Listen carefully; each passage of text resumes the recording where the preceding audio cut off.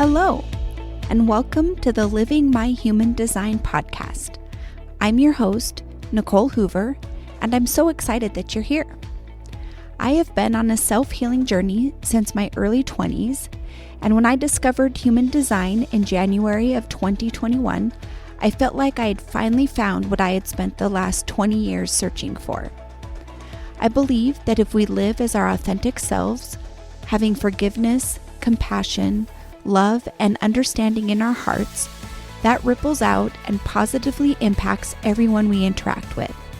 That is how we have the biggest positive impact on the world. My purpose is to be a beacon of light in the world, attracting those who have broken down, fallen apart, and are stuck under the weight of life, and help them rise up as their true authentic selves.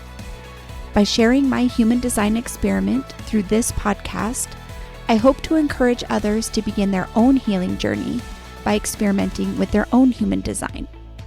Continue listening and join me on this life-changing experiment of self-discovery. Welcome to episode 1. Meet your host. Oh my gosh, I'm here. I'm doing it. I'm starting a podcast.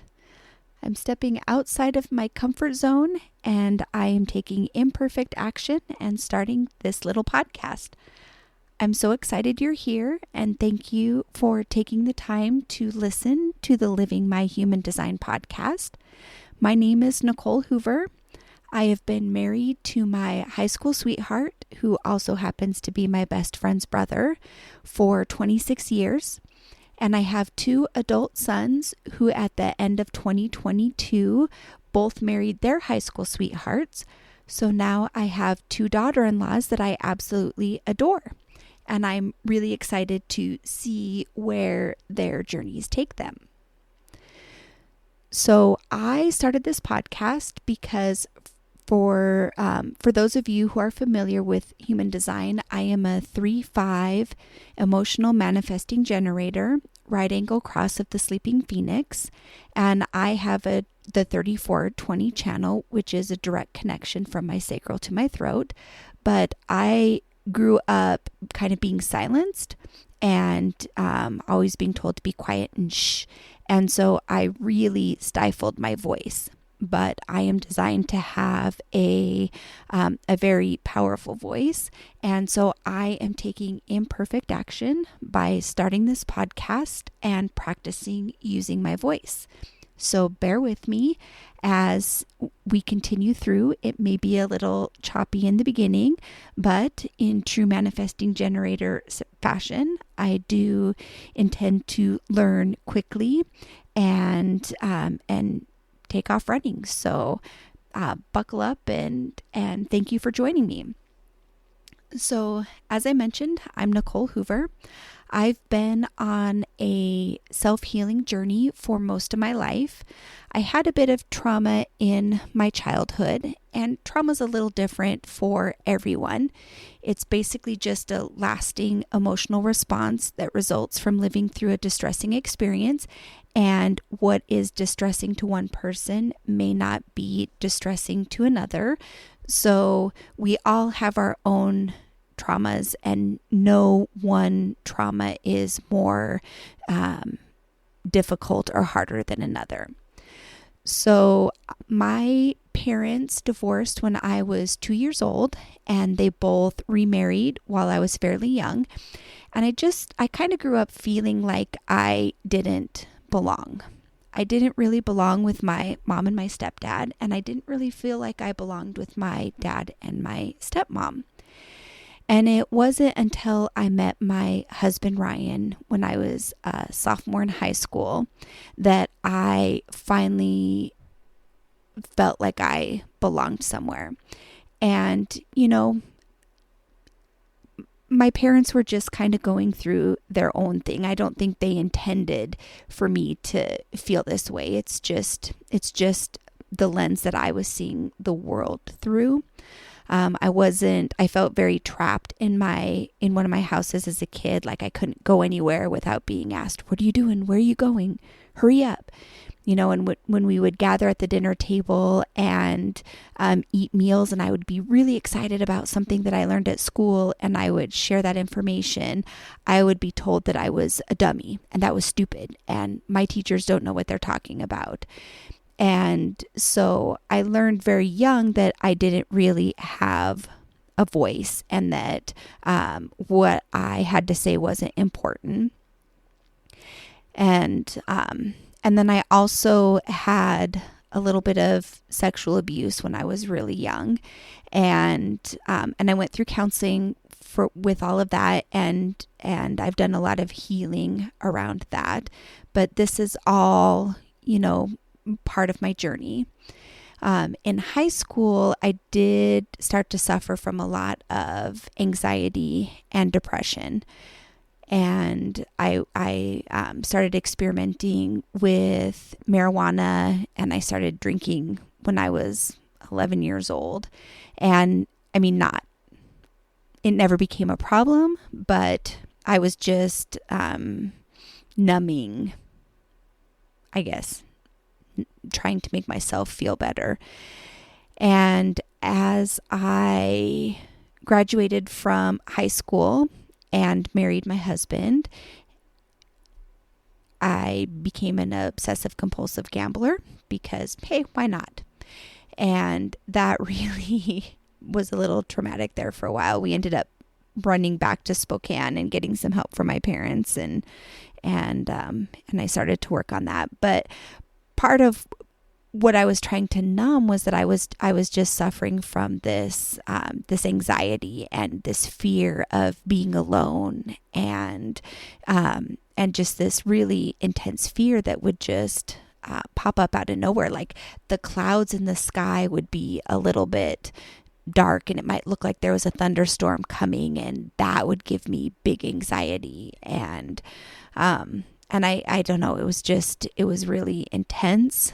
I had been on medication for a while, but then when I married my husband, I couldn't get health insurance anymore, or I couldn't afford health insurance anymore.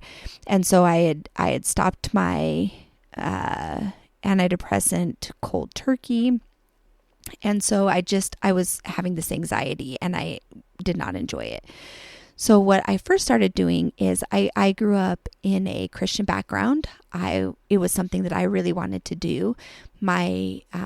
I was about 6 years old, and I would go to church with the neighbors across the street because they went to the same church as my grandma. And so I would catch a ride with them, and I would go to church, and it was always something that I wanted to do. I was involved in Sunday school. I did youth group. I went through confirmation. I was in the children's choir, and this was all stuff that I was drawn to. And so as I started having anxiety attacks, I would pull out my Bible, and then I would just randomly open the Bible to any page and just read. And I would find comfort in that, like every time. And so that was really comforting, and it would help me while I was in an anxiety attack, but it would never stop me from having an anxiety attack. And I really wanted to stop having this anxiety. And so further down my journey, I discovered yoga, which was absolutely amazing. And I didn't realize it at the time, but what yoga was doing was it was connecting me in the present moment, which was really powerful. And then through yoga and watching Oprah, I learned about Deepak Chopra and meditation, and I started meditating. And this had the hugest, the biggest impact in my life. And if there's one thing that you can do to really help your mental health, I encourage everybody to learn to meditate. There are all different types of meditation, whether you're doing a mantra meditation or walking meditation. I mean, there's a meditation out there for every person.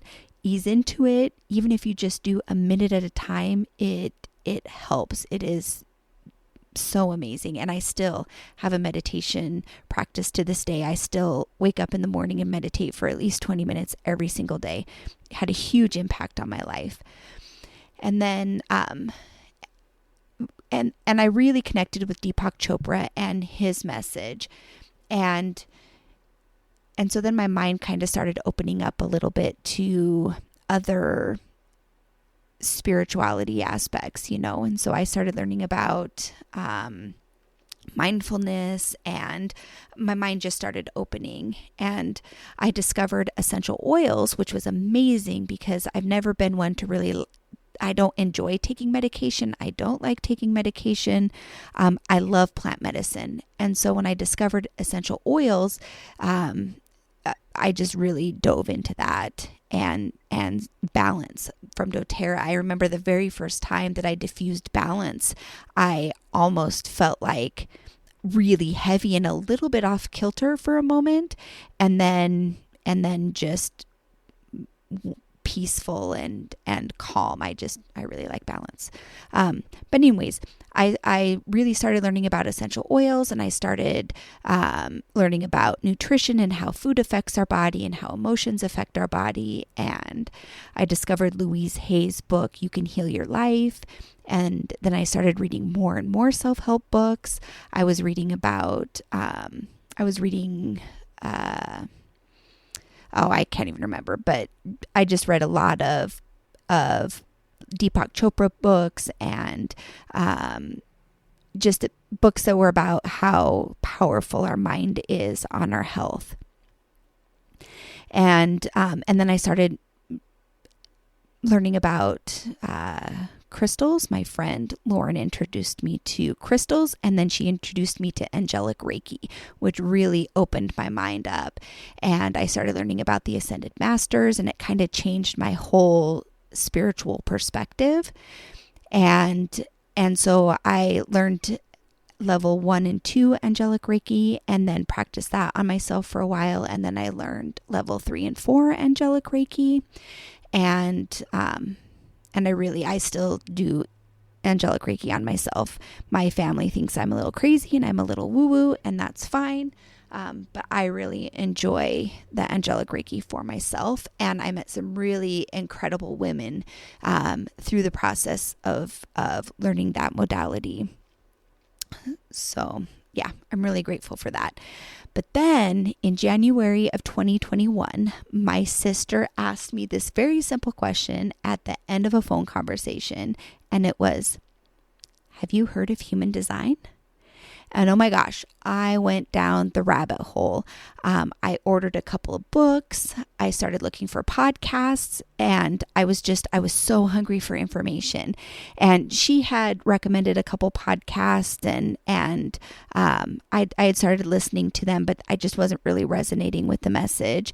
And then I found Emma Dunwoody's The Human Design Podcast, and that was just amazing. I devoured every episode that she had released up until that point. And then I signed up through her self-study course through the HDX membership that she has. And then I exponentially increased my understanding of human design by taking her mastermind course. And then I also took her purpose and abundance course, and just devoured all things human design. And it resonated with me so much. And I can see the potential of human design and the positive impact that it can have on everybody. I mean, everybody could learn their human design and benefit from it. Even just looking at your chart, they say can help positively impact your life. But it's something that excites me so much and is so incredible that here I am taking imperfect action and starting my own podcast and sharing human design with you. So the way that I'm hoping this podcast will work is that I will start sharing with you information about human design, the different types, strategies, authorities, and teach you how to experiment with the information that you learn. So I'm going to share the information in the beginning, I'll share about the different types and strategies. And then we'll spend a couple weeks just experimenting with that, paying attention to how we feel. What do we resonate with? How is that positively impacting our life, and just see the little changes that start happening just by following our type and our strategy. And then we'll start layering in our authority. And human design is like an onion. There are so many layers to it. And I've been studying human design for 20 years, or 20 years. There's the manifesting generator in me skipping steps. No, I've been studying human design for 2 years, only 2 years. But I'm still learning every day. I'm still learning so much information, and I can go back and read something on like the spleen center. Recently, I had gone back and had read something about the spleen that was talking about how it is our time awareness center, and that had never connected before. And so each time I look at the information, I seem to learn something new. And it's really incredible. And I hope that you will join me on this journey. So tune in to the next episode, number 2, where for those of you who are unfamiliar, I will tell you what human design is, and I'll start telling you the different pieces of human design. And then in episode 3, we'll learn about our type and strategy, and we'll begin our human design experiment. So thank you for bearing with me as I stumble through this very first podcast. And I look forward to this journey and seeing where it leads. So thanks for checking in, and join me on episode 2, where we learn about what is human design. Bye for now.